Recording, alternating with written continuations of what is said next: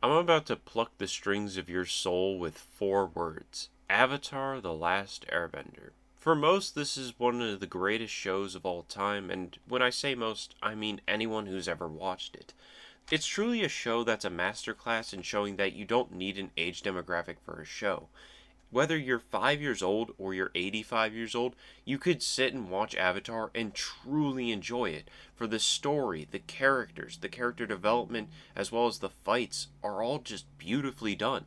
It truly is a masterclass in how you make a show for everyone, even though it's targeted towards kids. And Nickelodeon truly did have a golden goose on their hands when this show was running on Nickelodeon back in the day.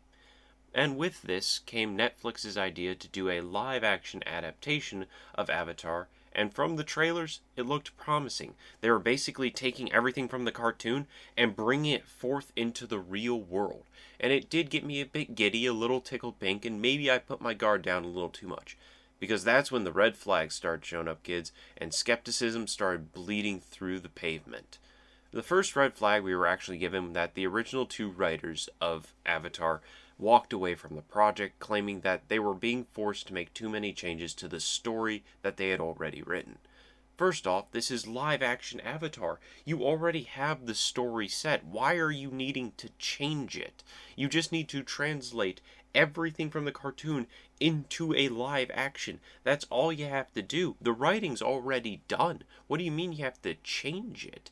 And you just have to beat out M. Night Shyamalan's Disaster from 2012, which is deemed one of the worst movies of all time. I wouldn't even torture Bolivian terrorists with that movie. The second red flag is that they're going to try and appeal to an audience no one even knew existed anymore. The Game of Thrones fans. I'm pretty sure after season 8 came out, they all just decided to find other hobbies or maybe try to find other things in life that brought them happiness. Because no one cares about Game of Thrones anymore. There is no fan base for it. Yeah, people will pick it up from time to time for background noise or to have something to talk about while they gossip about wine and book club. But other than that, there is no Game of Thrones fanbase. Yeah, they tried to revitalize it with House of the Dragon, but it didn't undo the damage Season 8 did. So you're pandering to an audience that no one cares about, nor knew existed at all. Because now they're claiming they need to maturify and bring forth as much blood, guts, and sex as possible so that they can appeal to this audience. No, you don't. You really don't. You know, Avatar has a core fan base, a great core fan base, that love the animation and hate what you're doing with it. The third problematic thing is that they're going to change Sokka. And you're probably asking yourselves, how could they change Sokka? What could they do to my boy? They're going to try and make Sokka less problematic with less sexist comments. And anyone who's watched the show knows that that's a key driving point of Sokka. He's ignorant and he's very rude when it comes to women being as strong as he is. That's one of his first major character arcs, is realizing that there are stronger women out there, and that's why he has to train harder to be stronger than everyone else. Yes, he's a flawed character. There's nothing wrong with flawed characters having these obstacles or mental blocks to get over or go through.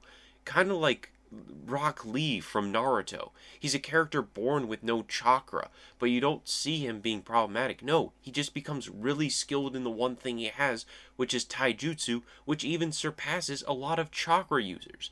Flawed characters are always interesting to see because you get to see them evolve and get better over time.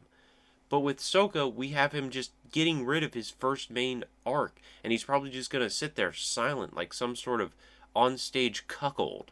It's kind of pathetic. And I've even heard that the person who brought this forth was Korra's actress. And I'm like, why? Why are you concerned about this? You're just playing the character of Korra. I mean, yeah, I think actors should have input on what is done and as well as how it should be done. They should be involved in the developmental process as a whole. But why are you changing established ideas just because you don't like it? Why is the help here at the dinner table? That is disgusting. Send Jeffrey back to his room. Disgusting. Like, what's next? Are we just gonna make Azuka not canon at all. He's too problematic as a white guy, and we're gonna have to write him off.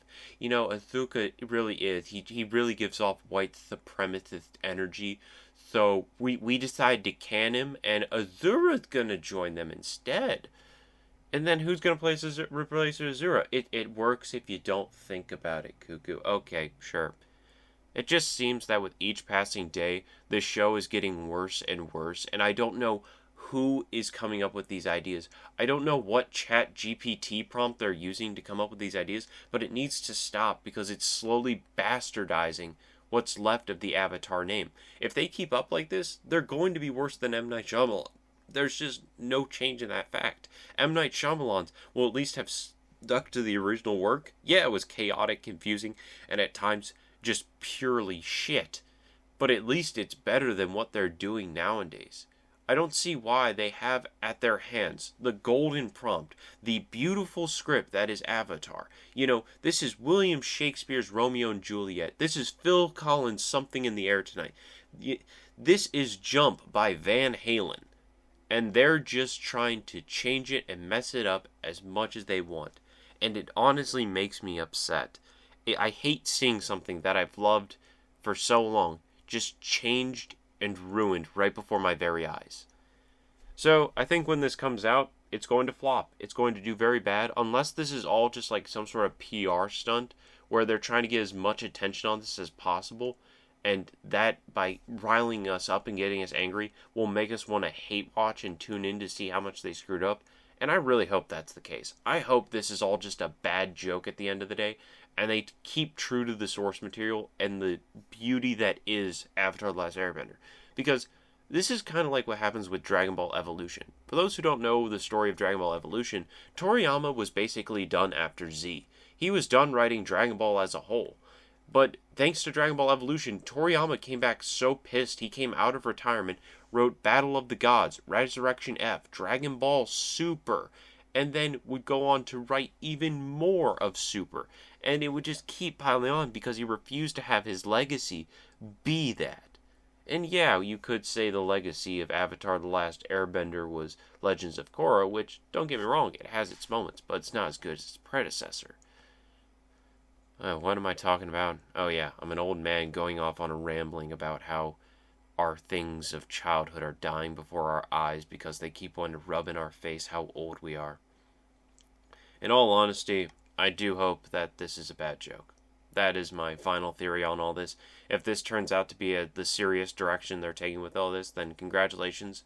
You bastardized one of the greatest stories, one of the greatest cartoons of all time.